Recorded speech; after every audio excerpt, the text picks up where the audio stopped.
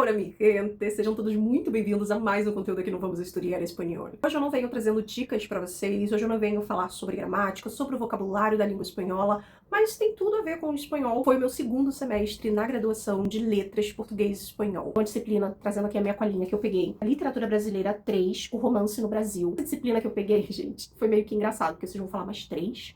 Peraí, mulher, tu fez a 1? Tu fez a 2?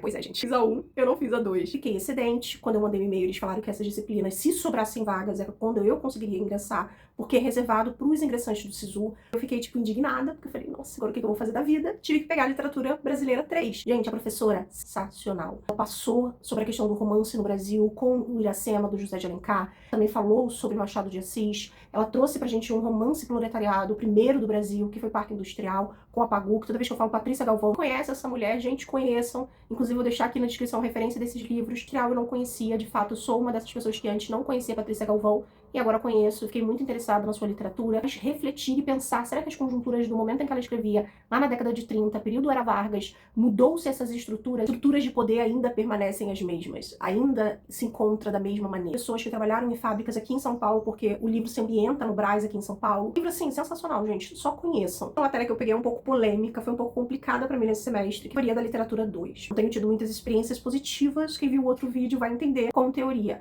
Mas nesse semestre especificamente foi mais atípico, por quê?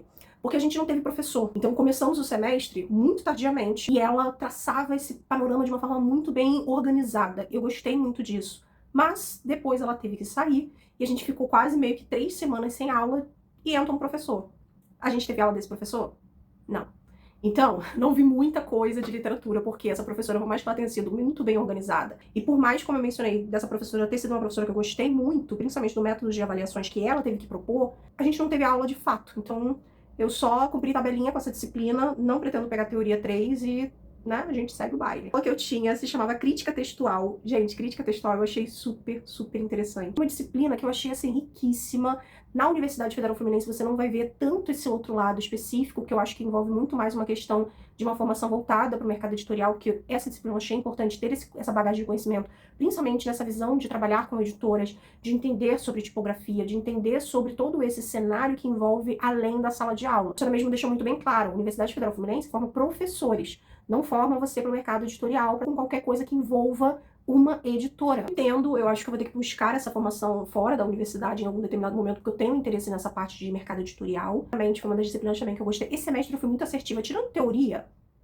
Semestre eu até que fui muito assertiva nas minhas escolhas, eu tava até falando isso com um amigo meu, porque, por exemplo, literatura portuguesa 2, sim, gente, peguei também 2 aí. Uma disciplina que, assim, a didática da professora, sensacional, expondo ali os conceitos e os conteúdos de uma forma muito bem colocada, didática, de compreensão e de dúvida, tirem, fale, né, tragam. Eu achei isso sensacional, de repetir novamente, de você, no pegar da palavra, entender que aquilo ali é um ponto importante, anotar, para rever, para estudar depois. Ela também foi uma das professoras cujos textos eu fiz questão de imprimir. São textos que lá mais na frente, pode ser que por mais que eu não estude literatura portuguesa, não é também, inclusive, o meu campo de pesquisa no mestrado, tem uma bagagem muito importante se você vai ser professor. Independentemente, como eu falei, eu não tenho tanto interesse no português, mas independentemente disso, te traz ali uma bagagem de conhecimento, e conhecimento é importante, é necessário, principalmente para nós que vamos ser e que somos professores. Então, eu achei essa matéria sensacional. A professora trabalhou o Boccaccio, a professora trabalhou Cesário Verde, a professora trabalhou Pessoa, Fernando Pessoa. Admito que Fernando Pessoa dá uma deprê, gente. Não imaginava que Pessoa era essa deprê toda, não.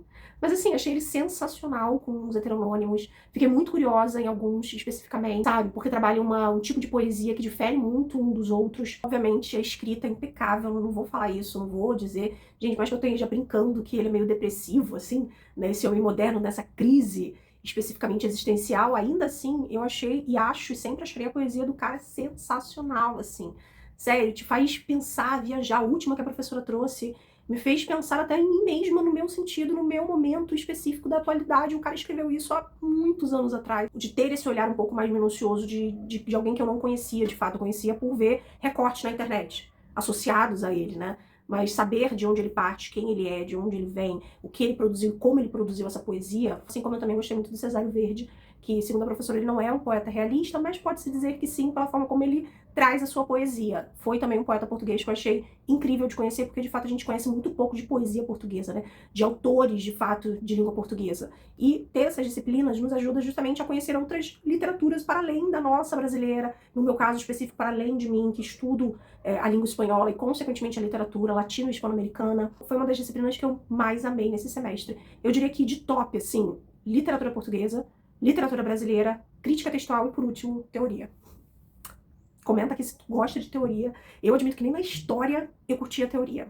Na literatura eu tô comprovando que teoria é de fato o que eu brinco que é meu calcanhar de Aquiles. Enfim, é isso, gente. Espero que vocês tenham gostado, né, desse compartilhamento que eu tenho feito com vocês de cada semestre, das disciplinas que eu pego, de relatar pra vocês algo como pessoal e íntimo, mas que você também pode compartilhar aqui nos comentários. Se tu tá fazendo letras também, como tu tá sendo essa sua experiência, as leituras que você tá realizando. Esse semestre eu realizei muitas leituras, fiquei muito orgulhosa de mim mesma, mesmo tendo que, né, equilibrar pratinhos de trabalho, porque eu tô trabalhando, mestrado, a graduação, mas eu não quis parar. E foi confortante pra mim, porque esse semestre, essas disciplinas me trouxeram uma certeza maior.